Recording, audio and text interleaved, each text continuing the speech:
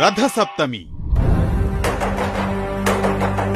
కలియుగ వైకుంఠం తిరుమలలో అంగరంగ వైభవంగా రథసప్తమి పర్వదిన వేడుకలు.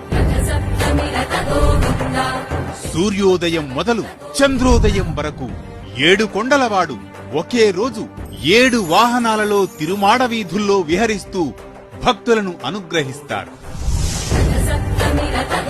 ఉదయం 5:30 సూర్యప్రభ వాహనం, ఉదయం 9 చినశేష వాహనం, ఉదయం 11 గరుడ వాహనం, మధ్యాహ్నం 1 హనుమంత వాహనం, మధ్యాహ్నం 2 చక్ర స్నానం, సాయంత్రం 4 కల్పవృక్ష వాహనం, సాయంత్రం 6 సర్వభూపాల వాహనం, రాత్రి 8 చంద్రప్రభ వాహనం.